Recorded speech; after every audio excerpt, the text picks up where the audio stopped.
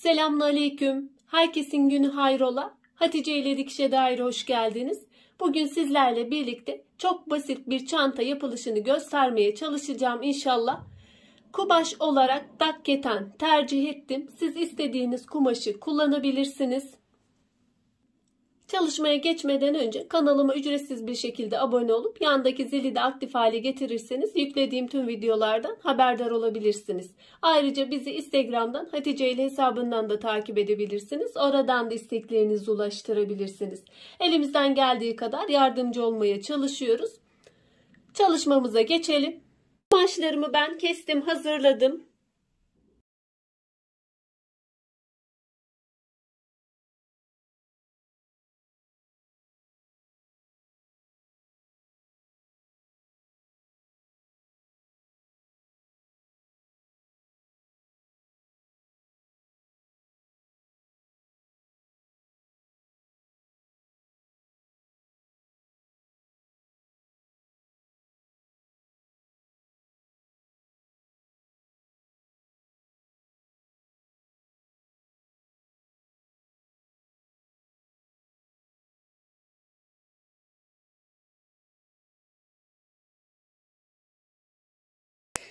Bu parçaları cep parçalarımız. Kurpları için 2 parça. Onları da hazırladım. Şimdi çantamızın yapılışına geçelim. Şöyle kumaşımızı öncelikle 2'ye katlıyorum. Şöyle orta kısımlarını belirtmek için küçük bir çıt atıyorum kenarlardan, orta kısmın.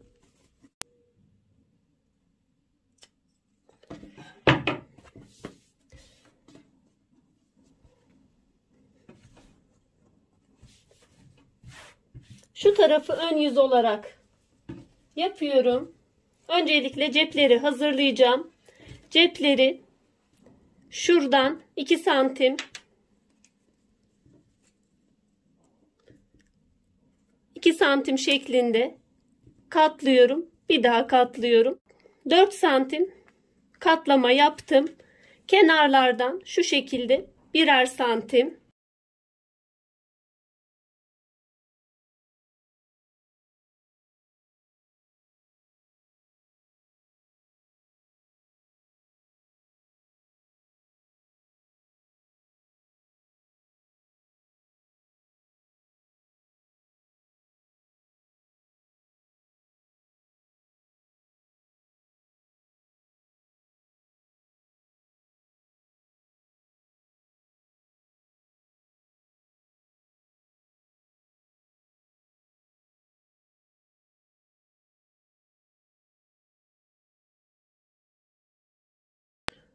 Bu şekilde katlıyoruz. Bunları ütüde yapabilirsiniz. Ben ütüde yapacağım. Burada göstermek amacıyla şu şekilde katladım. Şöyle katlayıp ütüleyince zaten muntazam bir şekilde duracaktır.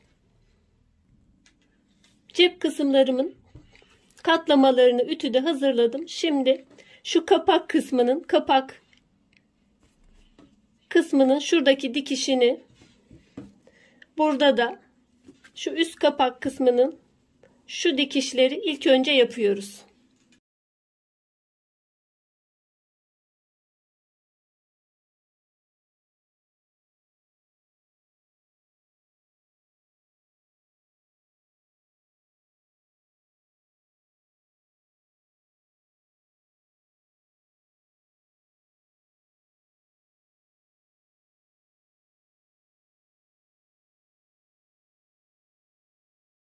Çanta kumaşımızın orta kısmına çıt atmıştım, belirtmiştim. Şöyle buradan da orta kısmı şu şekilde alabiliriz. Orta kısmı şuradan da belirttim. Ölçerek de yapabilirsiniz. Tam orta noktasını.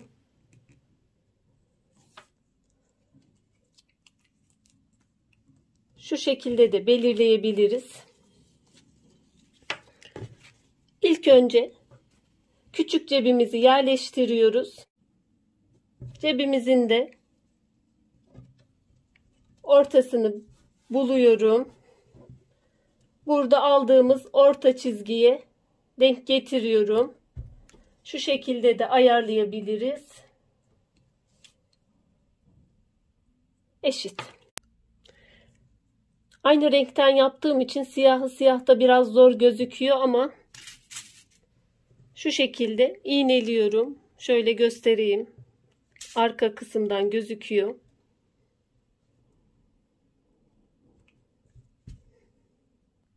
Öncelikle bu küçük cebimizin şöyle üç kenarını dikiyoruz.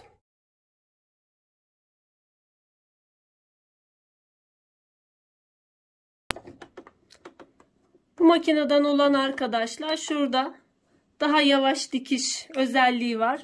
O şekilde de dikebilirsiniz. Bu makinenin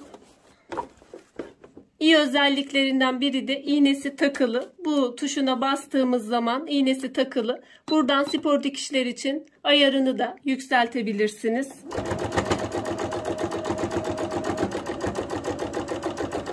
Dikiş adım uzunluğunu 3,5 aldım.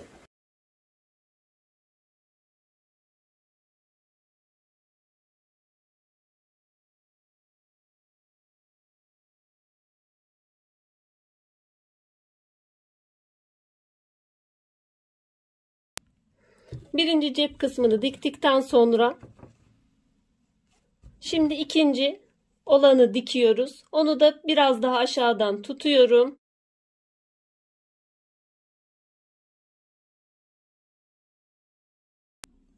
Bu kısmı da dikiyorum. İkinci cebi de kenarlarını dikiyorum.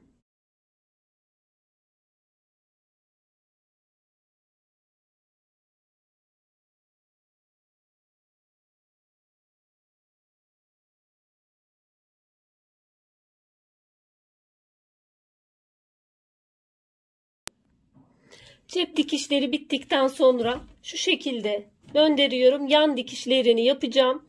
Burada düz taraftan dikip ters kısımdan tekrar bir dikiş atacağım. Şu kenar dikişlerini içeri saklamış olacağım.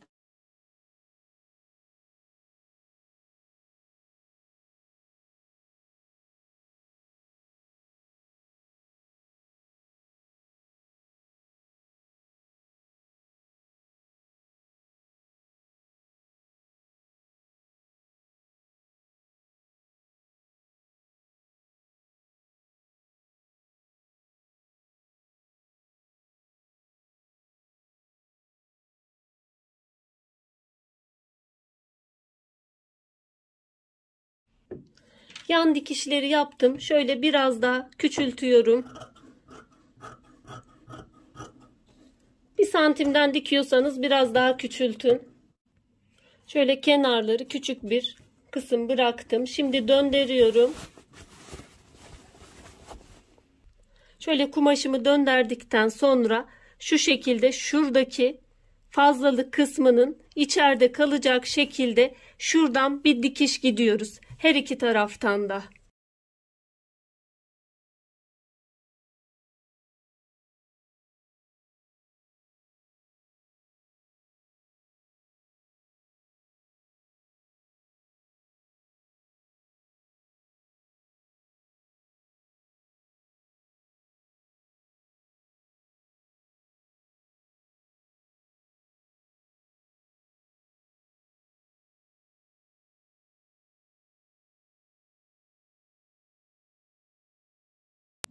Bu şekilde dikiş yaptığımızda arkadaki dikişimiz normal dikiş şeklini alıyor. Buradan da arka taraftan da temiz bir sanki biye vermiş gibi bir görüntü elde etmiş oluyoruz. Şimdi köşe kısımlarına şöyle küçük bir köşe yapacağım.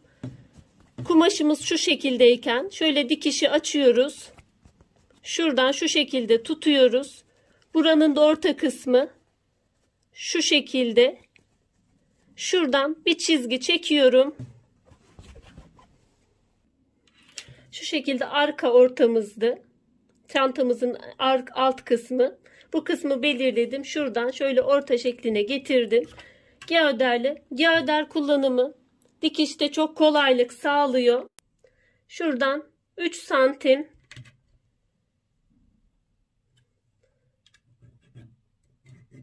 santimlik bir köşe yapıyorum. Şuradan dikeceğiz. İsterseniz arkadan da şu şekilde göstereyim. Tam orta noktasına 3 santimlik belirledim. Bu şekilde çizdim. Şuradan, şu çizgiden bir dikiş gideceğiz. Köşe kısımlarını dikiyoruz.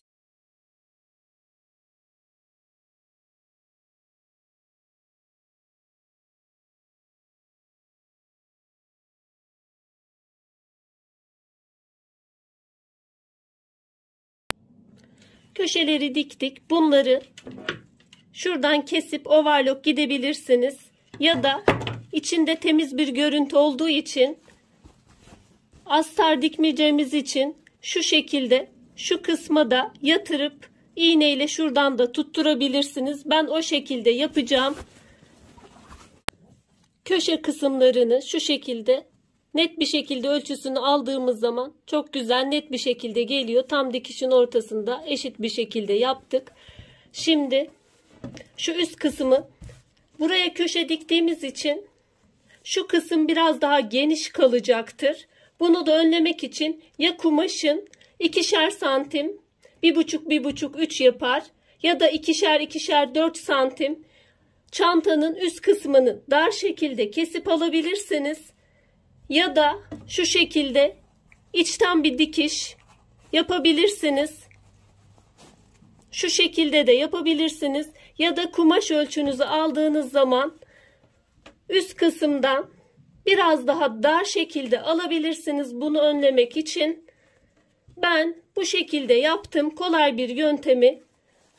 Siz baştan kumaşı da o şekilde de alabilirsiniz. Şimdi çantamızın şurada katlama payına geldik. Şuradan 2 santim şeklinde kıvırabilirsiniz.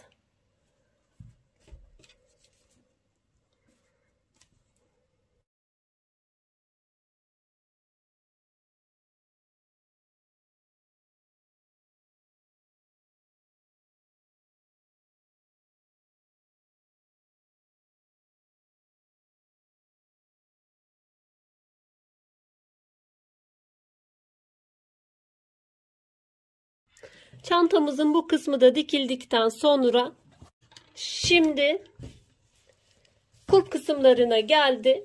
Onları da ben şu şekilde dikiyorum. Şöyle bir kıvırıyorum uç kısmını. Sonra her iki taraftan şöyle 1'er santim şeklinde, ister bunu hazırlayarak yapabilirsiniz, ister makinede direkt yapabilirsiniz. Şu şekilde direkt bir şekilde makinede şu kenarını dikeceğim.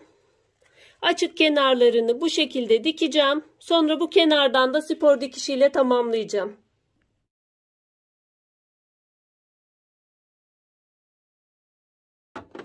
Şöyle sıfırdan şöyle katlıyorum her iki kenardan da. 1 santime yakın. Eğer bunu bu şekilde yapamazsanız şu şekilde de yapabilirsiniz. Şöyle dikersiniz, sonra döndürürsünüz. Döndürme işi bana zor geliyor. Bu daha pratik. Bu şekilde genelde hep bu şekilde yapıyorum.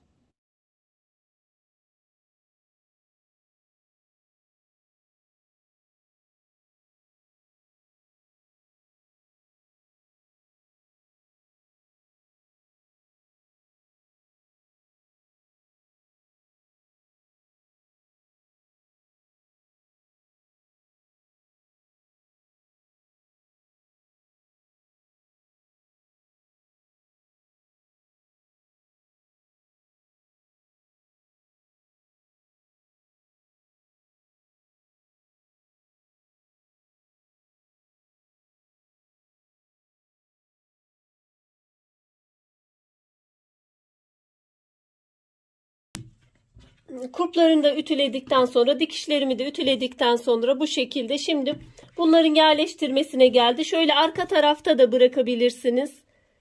Bu şekilde de yapabilirsiniz. İsterseniz, arzu ederseniz şu şekilde üstte de bırakabilirsiniz. Çünkü altında temiz bir şekilde bırakmıştım. İç dikişler de keza öyle. Temiz bir dikiş, dikişsiz bir görüntü. basit ve temiz bir çanta yapmış olduk.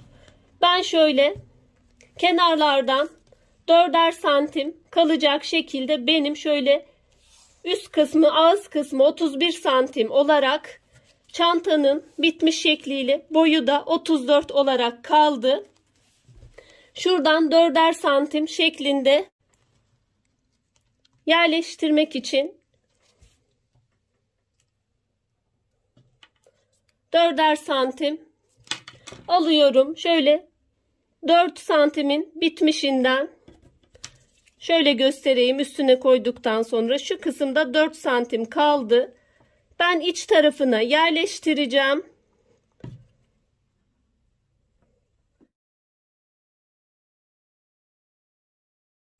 İğneledim şu şekilde. Şuradan kıvırma kısmının bitmişinden şu şekilde. Diğer tarafta aynı şekilde. Aynı ölçülerle. Şimdi bu kısımları dikiyoruz. Şöyle üst kısımdan başlayıp şu şekilde bir dikdörtgen şeklinde dikiş yapacağım. Sade şuradan tutturmayacağım. Üst kısımdan da yanları da dikeceğim. Bir dikdörtgen şeklinde dikişi yapıyoruz.